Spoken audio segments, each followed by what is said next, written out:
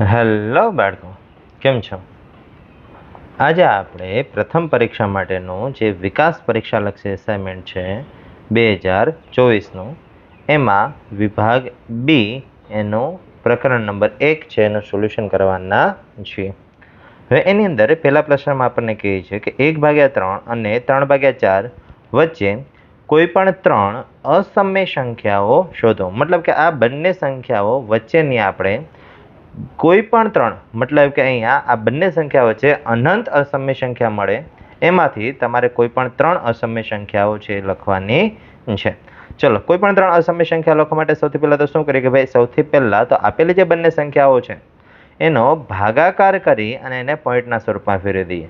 મતલબ કે ધારો કે અહીંયા આપણે 1/3 એને આપણે ભાગીએ એટલે 1ને આપણે 3 વડે ભાગીએ એટલે અહીંયા 3ના ઘડિયામાં 1 નહીં આવે એટલે 0, પોઈન્ટ મૂકી 1 9 0 મૂકીએ, 3 તેરી 9, પછી 1 10માંથી 9 જશે એટલે 1 વધશે, પછી પાછો 0 મૂકીએ, 3 તેરી 9, પાછો 1 વધશે, આવી રીતે અનંત સુધી જશે. મતલબ કે 1/3 એને આપણે 0.3333 અનંત સુધી એવી રીતના છે આપણે લખી શકીએ છીએ. ચલો, હવે આગળ જોઈએ કે અહીંયા બીજી સંખ્યા જે આપણને આપી છે એને આપણે પોઈન્ટવાળા સ્વરૂપમાં ફેરવીએ. મતલબ કે બીજી સંખ્યા આપણી પાસે છે 3/4. 3/4 આપણે 3ને 4 વડે ભાગીએ એટલે 4ને 12 લખીએ, 3ને અંદર લખીએ, 4ને ઘડિયામાં 3 નહીં આવે એટલે અહીંયા પોઈન્ટ મૂકી આપણે 0 ઉતારીએ એટલે 4નો ઘડિયો 30 સુધી, 4 સત્તા 28, 30માંથી 28 બાદ કરીએ 2 વધશે, ઉપરથી ઉતારે 0, કારણ કે પોઈન્ટ મૂકી દીધા પછી તમે 1 0 ઉતારી શકો છો. હવે 4નો ઘડિયો 20 સુધી એટલે 4 પંચા 20, 20માંથી 20 જશે એટલે અહીંયા 0. મતલબ કે 3/4 બરાબર આપણને 0.75 છે એ મળે છે. એટલે અહીંયા 1/3 એટલે 0.3333 અનંત સુધી અને 3/4 એટલે 0.75. આ બંને વચ્ચેની તમારે 3 અસમય સંખ્યા લખવી જોઈએ. જો આ બંને વચ્ચે કેટલી અસમય સંખ્યા આવશે તો કે બંને વચ્ચે અનંત અથવા તો અસંખ્ય છે એ અસમય સંખ્યાઓ છે એ આવે છે અને એમાંથી કોઈ પણ 3 છે આપણે લખી શકીએ. એટલે કે અહીંયા આપણે એવી સંખ્યાઓ લખવાની કે જે અનંત સુધી જતી હોય પણ એનું ચોક્કસ સમયાંતરે પુનરાવર્તન થતું ન હોય. એટલે 3.333 એટલે કે 33 અને 75 વચ્ચેની આપણે સંખ્યા લખવાની. ચલો, 3.34, 27, 8 અનંત સુધી જાય છે, પછી 3.35, 58, 32 એ અનંત સુધી જાય છે અને અહીંયા 0.37, 43, 28 અનંત સુધી જાય છે. એટલે આવી તો અહીંયા ઘણી બધી સંખ્યાઓ મળે. યસ, એમાંથી તમને જે મજા આવે એ તમારે 0.33 અને 75 વચ્ચેની સંખ્યા લખવાની. પણ એટલું ધ્યાન રાખવાનું કે અહીંયા ચોક્કસ સમયાંતરે અંકો છે પુનરાવર્તિત થવા જોઈએ નહીં, કારણ કે જો અંકો પુનરાવર્તિત થાય તો અહીંયા અસમય સંખ્યાની જગ્યાએ એ આપણને કેવી મળશે? સમય સંખ્યા મળશે. પણ આપણને અહીંયા અસમય સંખ્યા કીધું છે એટલા માટે ચોક્કસ સમયાંતરે અંકો પુનરાવર્તિત ન થાય એનું ધ્યાન રાખો. ચલો, હવે જોઈએ કે બીજી સંખ્યા એની અંદર આપણને કહી છે તો કે 4.684 ને p/q સ્વરૂપમાં દર્શાવો. એટલે આને આપણે અંશ અને છેદના સ્વરૂપમાં દર્શાવીએ. સૌથી પહેલાં શું કરીએ ભાઈ, અહીંયા આપેલી જે સંખ્યા છે એને છૂટા સ્વરૂપમાં લખી નાખીએ. મતલબ કે x બરાબર 4.6. હવે ખાસ અહીં ધ્યાન રાખજો ભાઈ કઈ સંખ્યા રિપીટ થશે તો કે અહીંયા 8 અને 4 ઉપર જ 12 છે. મતલબ કે 8 અને 4 જ રિપીટ થાય, 6 રિપીટ નહીં થાય. એટલે 8 4 8 4 8 4 અનંત સુધી. અને આપણે સમીકરણ નંબર 1 આપી દઈએ.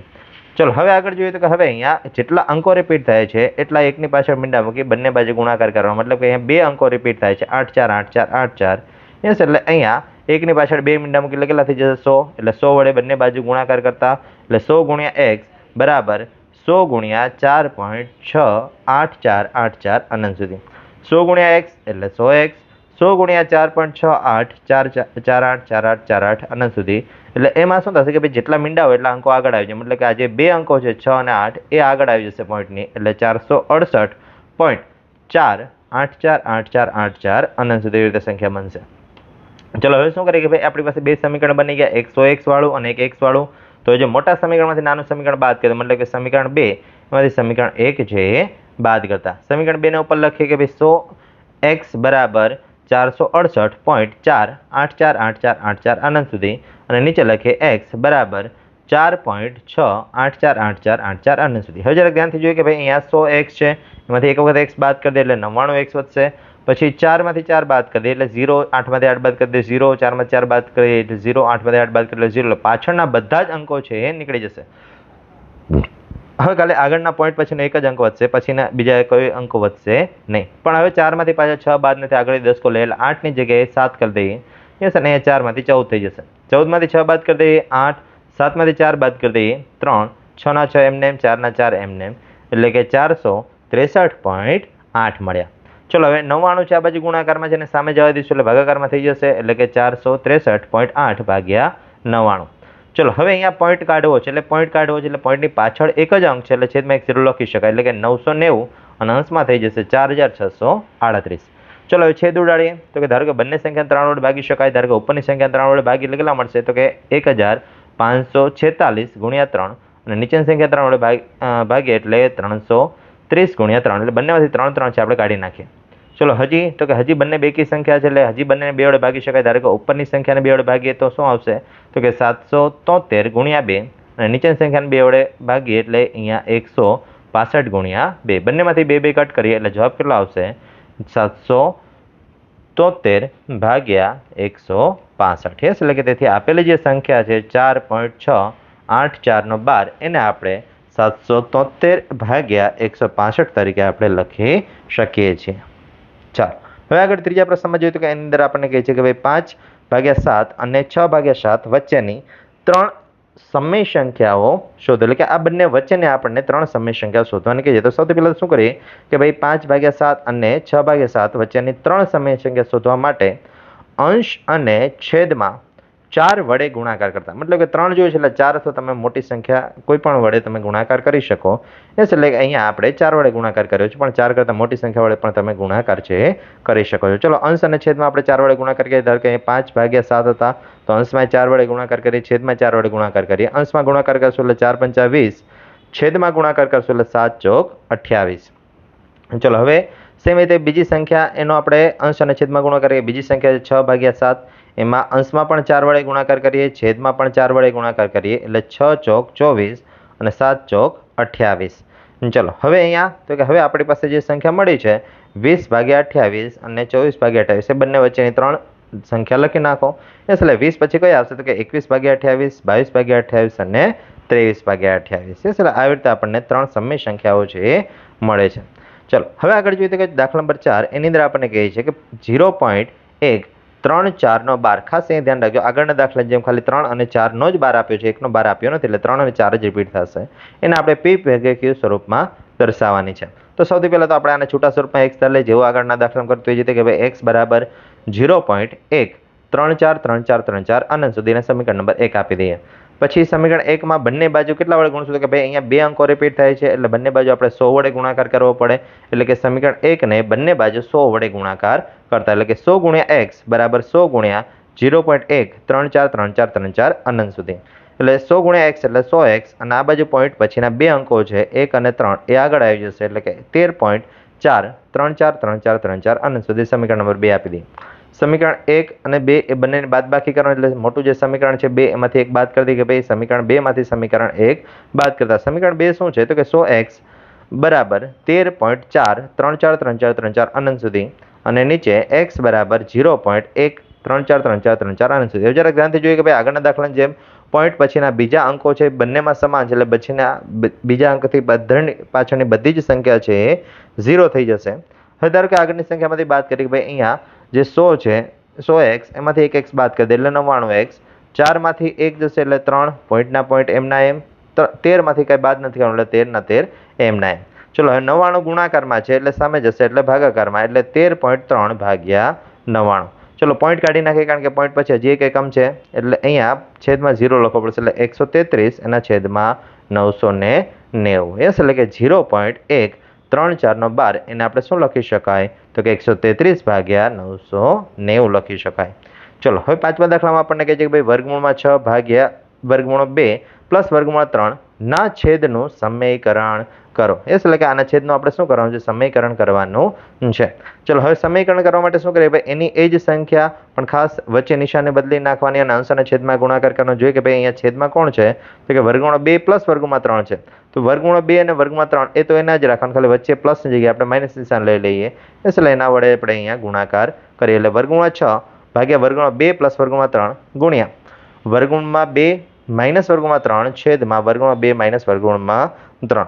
ચલો હવે શું કરીએ કે ભાઈ અહીંયા ધ્યાનથી જોયું તો છેદમાં કંઈક સૂત્ર બની ગયું કે ભાઈ a પ્લસ b અને a માઇનસ b, અને a પ્લસ b અને માઇનસ b હોય તો શું થાય તો કે a નો વર્ગ માઇનસ b નો વર્ગ, મતલબ કે અહીંયા પહેલા પદનો વર્ગ માઇનસ બીજા પદનો વર્ગ. પહેલું પદ કોણ છે તો કે વર્ગમૂળ 2 એટલે વર્ગમૂળ 2 નો વર્ગ, અને બીજું પદ છે વર્ગમૂળ 3 એટલે અહીંયા વર્ગમૂળ 3 નો વર્ગ. અંશમાં તો અહીંયા જે 6 છે વર્ગમૂળ 6 એ આખા કાઉન્સ સાથે ગુણાઈ જશે એટલે વર્ગમૂળ 6 કાઉન્સમાં વર્ગમૂળ 2 માઇનસ વર્ગમૂળમાં 3. ચલો સાદુરૂપ આપીએ તો આ 6 છે એના અંદર ગુણી દઈએ. યસ, એટલે કે વર્ગમૂળ 6 અને વર્ગમૂળ 2 બંનેનો ગુણાકાર થશે એટલે વર્ગમૂળ 12 થઈ જશે. વર્ગમૂળ 6 અને વર્ગમૂળ 3 નો ગુણાકાર થશે એટલે વર્ગમૂળમાં 18 થઈ જશે. અને છેદમાં વર્ગ અને વર્ગમૂળ નીકળી જશે, ખાલી એકલા 2 વધશે. અહીંયા પણ વર્ગ અને વર્ગમૂળ નીકળી જશે, ખાલી એકલા 3 વધશે. ચલો હવે જરાક ધ્યાનથી જોઈએ કે ભાઈ અહીંયા અંશમાં શું થશે તો કે ભાઈ જે 12 છે એને શું લખાય તો કે 4 તેરી 12 લખાય, અને 18 ને 9 દુ 18 લખાય, અને છેદમાં 2 માંથી 3 બાદ કરી દે એટલે માઇનસ 1 વધશે. ચલો 4 નું વર્ગમૂળ નીકળી શકે એટલે અહીંયા 4 નું જે વર્ગમૂળ નીકળશે કેટલું મળશે તો કે એ આપણને 2 મળશે, એટલે 2 બહાર લઈ લઈએ એટલે 2 વર્ગમૂળમાં 3, અને સેમ રીતે 9 નું પણ વર્ગમૂળ નીકળી જશે એટલે 9 માંથી 3 ને આપણે બહાર લઈ લઈએ એટલે અહીંયા 3 વર્ગમૂળમાં 2 છે આપણને મળશે. પણ છેદમાં જે માઇનસ 1 છે આ માઇનસ આપણે ઉપર આપીએ એટલે બંને નિશાની બદલી જશે, એટલે અહીંયા 2 વર્ગમૂળમાં 3 જે પ્લસ હતા એ માઇનસ થઈ જશે એટલે એને આપણે પાછળ જવા દઈએ, અને માઇનસ 3 વર્ગમૂળમાં 2 હતા એ પ્લસ થઈ જશે એટલે એને આપણે આગળ લઈ આવીએ. યસ, એટલે અહીંયા આવી રીતના જે સંખ્યા છે આપણે થશે.